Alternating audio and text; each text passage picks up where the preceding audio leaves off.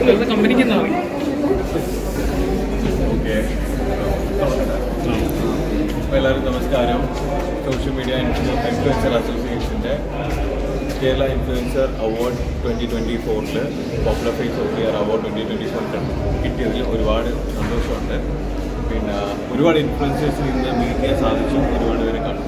അവരെല്ലാം highly talented ആണ്. പല രീതിയിൽ അവരുടേതായിട്ടുള്ള ടാലൻറ്റും കാര്യങ്ങളും പിന്നെ യൂട്യൂബിലാണെങ്കിലും ഇൻസ്റ്റഗ്രാമിലാണെങ്കിലും എല്ലാ രീതിയിലും അവരുടെ ടാലൻ്റ് എല്ലാം അവർ തെളിയിച്ചു കഴിഞ്ഞ ആൾക്കാരാണ്. ഇന്ന് അവാർഡ് ലഭിച്ച എല്ലാവർക്കും കൺഗ്രാറ്റ്സ്. അതേപോലെ ബോബി സാറിൻ്റെ കയ്യിൽ നിന്നും ഈ ഒരു അവാർഡ് വാങ്ങാൻ സാധിച്ചാലും പിന്നെ അതേപോലെ MK രാഘവൻ സാറിൻ്റെ MPയുടെ കയ്യിൽ നിന്നും മൊമെൻ്റ് വാങ്ങാൻ സാധിച്ചാലും ഒരുപാട് സന്തോഷമുണ്ട്.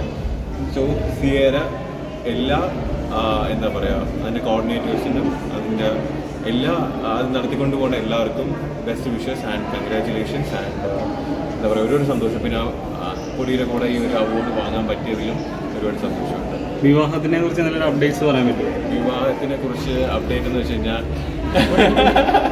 ഓക്കെ എന്താണെന്ന് വേറെ ഒന്നും കൊണ്ടല്ല, നമ്മൾ ഡേറ്റും കാര്യങ്ങളൊക്കെ ഫിക്സ് ചെയ്തു, മണ്ഡപം ബുക്ക് ചെയ്തു.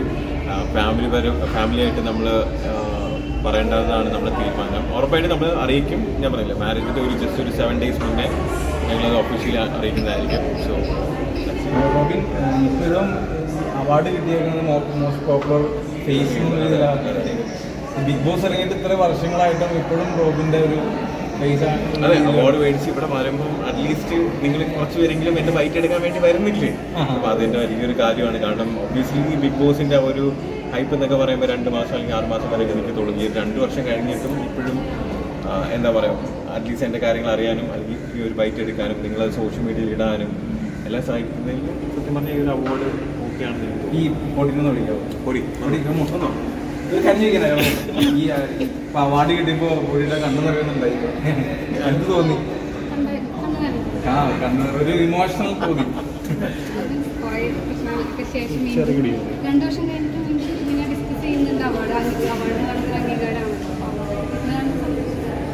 ഈ ചേട്ടൻ്റെ ഒരു വാക്യാണ് അതിനകത്ത് ഏറ്റവും കൂടുതൽ പോപ്പുലർ ആയത്.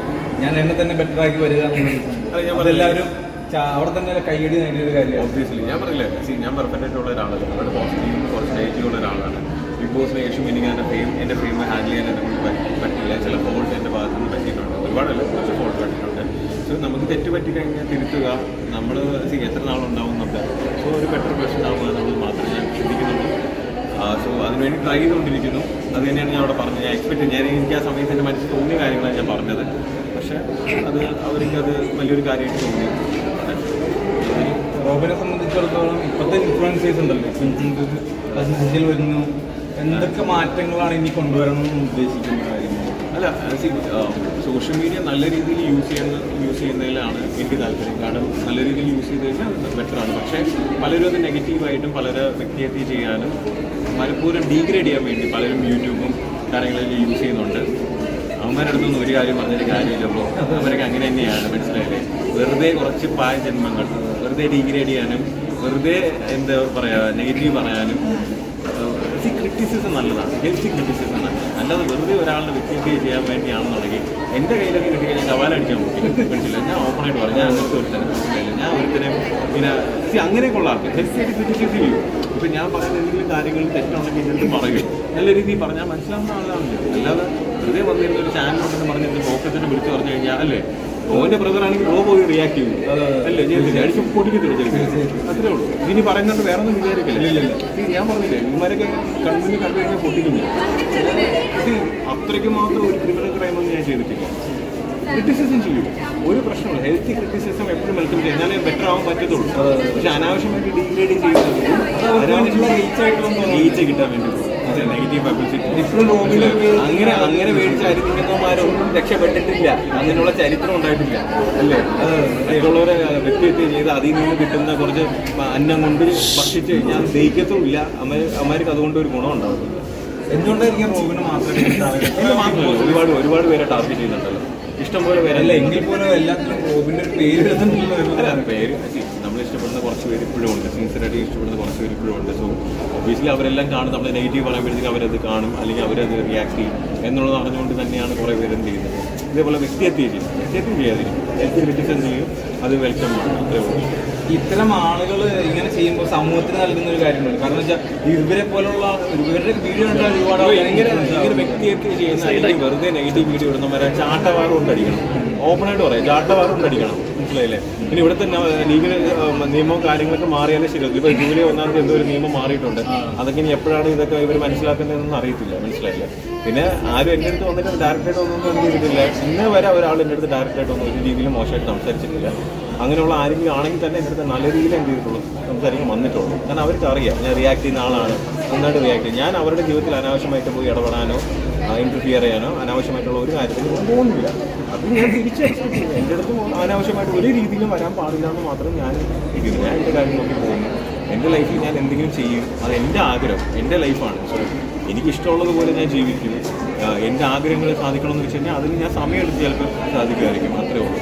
ഞാൻ ഇത് മെയിൻലി പറഞ്ഞത് വ്യക്തിഹത്യ ചെയ്യുക. എന്നെ മാത്രം പലരും വ്യക്തിഹത്യ ചെയ്യുന്ന ആൾക്കാരുണ്ട്. കമൻസിലാണെങ്കിലും വീഡിയോ ചെയ്തിട്ടാണെങ്കിലും പല രീതിയിലുള്ള. സോ അങ്ങനെയുള്ള ആൾക്കാർക്ക് ഇഗ്നിസ്റ്റാണ് ഞാൻ റിയാക്ട് ചെയ്തത്. അവരെ ചാട്ടവാറ് കൊണ്ട് തന്നെ അടിക്കണം. ഈ റോബിൻ ഇത്തരം കമന്റുകൾ അല്ലെങ്കിൽ ഇങ്ങനെയുള്ള കാര്യങ്ങളൊക്കെ കാണുമ്പോൾ എങ്ങനെയാണ് അത് നേരിടുന്നത്, മാനസികമായിട്ട് നേരിടുന്നത്? ബ്രോ ഇത്രയും ഡീഗ്രേഡിങ് ഫേസ് എനിക്കതൊന്നും ഇത്രയും ഇരിക്കുന്ന ഒരാളെ നമ്മൾ കണ്ടിട്ടുണ്ടായിരുന്നു. ഇല്ല, ഞാൻ ഒരിക്കലും അതൊന്നും മൈൻഡ് പോലും ചെയ്യുന്നില്ല. അവരിപ്പോൾ പറഞ്ഞിട്ട് പോയി കഴിഞ്ഞാൽ ഇപ്പം എനിക്കെന്താണ് കിട്ടുന്നത് ആരാന്ന് പോലും അറിയത്തില്ല. ചിലർ ഫേക്ക് ഐ ഡി എന്നായിരിക്കും, ചിലപ്പോൾ അല്ലാതെ ആയിരിക്കും.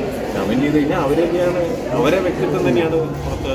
ഈ റോബിനെ സ്നേഹിക്കുന്ന ഒരുപാട് പേര് ഈ വീഡിയോ കാണുന്നുണ്ട്. അപ്പോൾ അവർക്ക് എത്രത്തോളം വിഷമങ്ങളും കാര്യങ്ങളൊക്കെ ഉണ്ടാവും.